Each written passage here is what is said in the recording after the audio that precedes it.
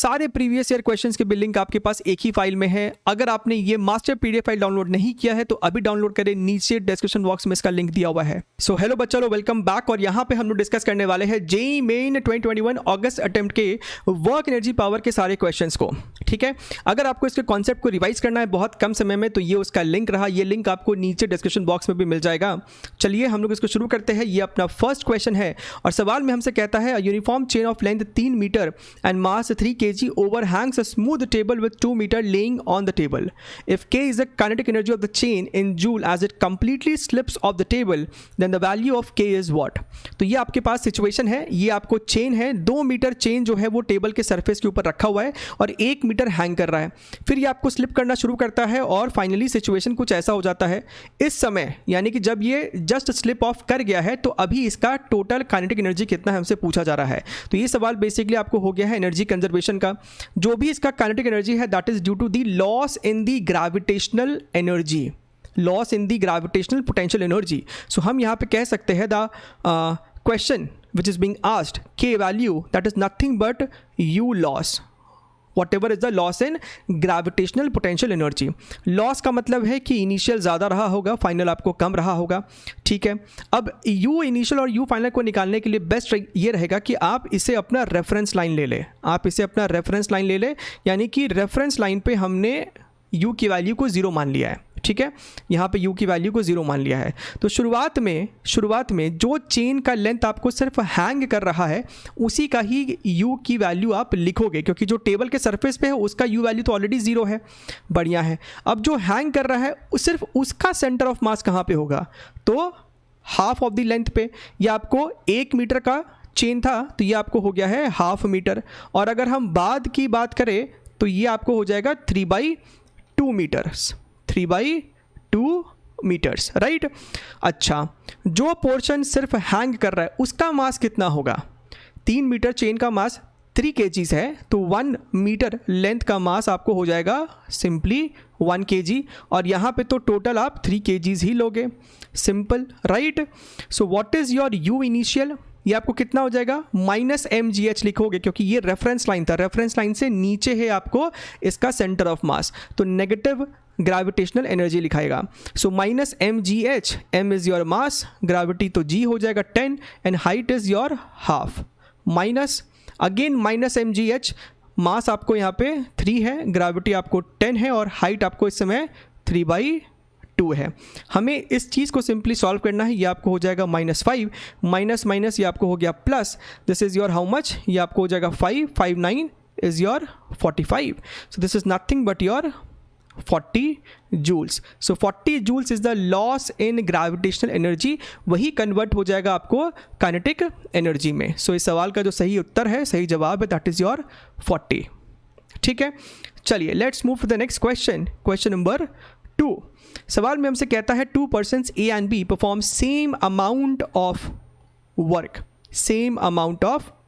Work in moving a body through a certain distance, यानी दोनों में सेम डिस्प्लेसमेंट भी हुआ है। D, with application of forces acting at an angle of 45 degree and 60 degree with the direction of displacement respectively।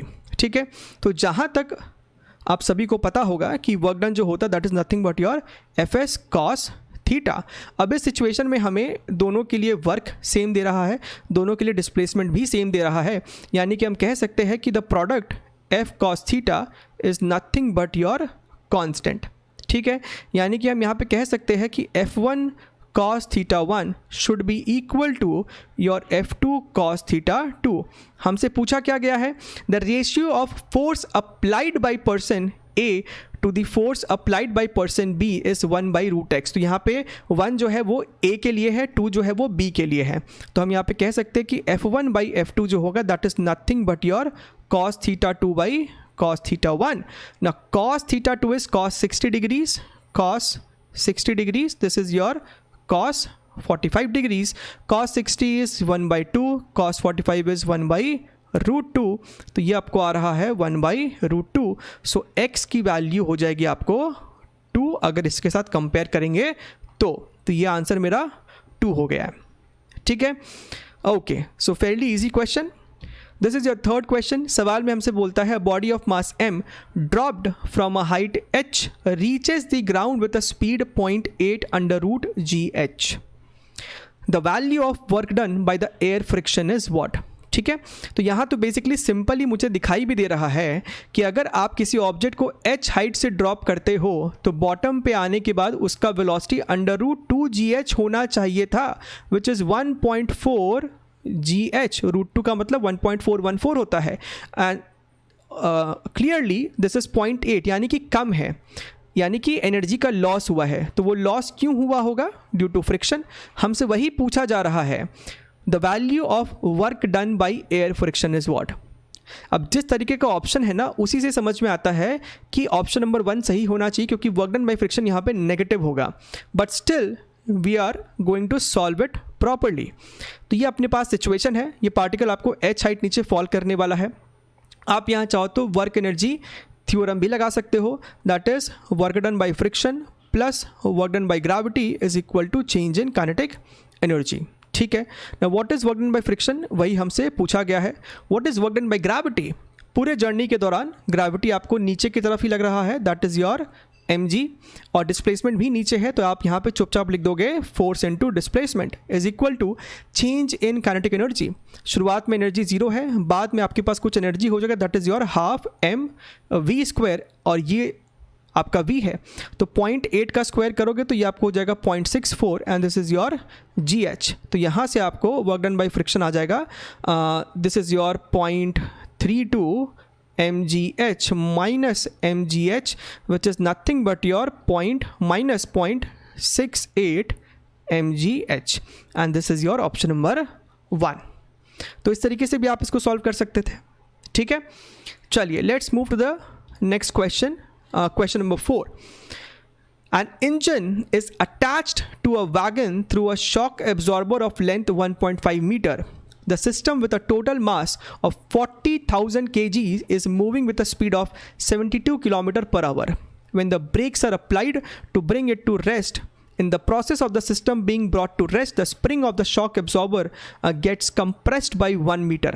ठीक है, तो आपके पास सामने कुछ ऐसा सिचुएशन है, राइट। ये आपका इंजन है, ये आपका वैगन है, और बीच में आपको शॉक एब्जॉर्बर है जिसे हम यहाँ पे एक स्प्रिंग से रिप्रेजेंट कर रहे हैं। शुरुआत में जो इसकी वेलोसिटी है, राइट, शुरुआत में जो इसकी वेलोसिटी है वो हमें दे रखी है 72 किलोमीटर पर आवर। ये अभी 72 किलोमीटर पर आवर से मूव कर रहा है, तो 72 किलोमीटर पर आवर को अगर आप कन्वर्ट करोगे मीटर्स पर सेकेंड में तो ये आपको कितना आ जाएगा? दिस इज़ योर 4 यानी कि 20।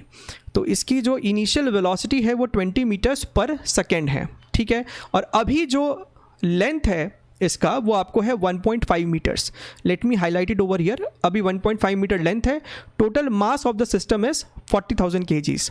अब आपने यहाँ पे ब्रेक लगा दिया, ठीक है, ब्रेक लगाया तो ये जो स्प्रिंग है वो 1 मीटर से कंप्रेस हो जाता है, गेट्स कंप्रेस्ड बाय 1 मीटर, यानी कि इसके अंदर कुछ इलास्टिक पोटेंशियल एनर्जी स्टोर हो गया है। If 90% of the energy of the wagon is lost due to friction, the spring constant is how much? तो आपने ब्रेक लगाया, यहाँ पे देखिए इस तरीके से आपको ये कंप्रेस हुआ है। स्प्रिंग कितने से कंप्रेस हुआ है? सो 1 मीटर से कंप्रेस हुआ है।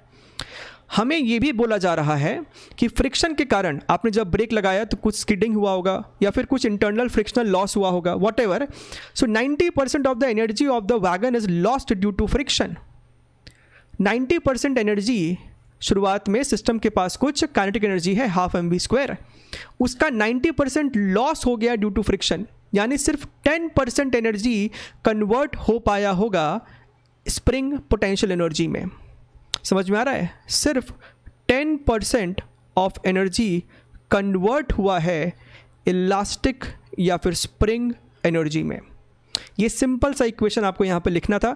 बच्चे से और भी लंबे तरीके से कर सकते थे, but this is the smartest way to do it.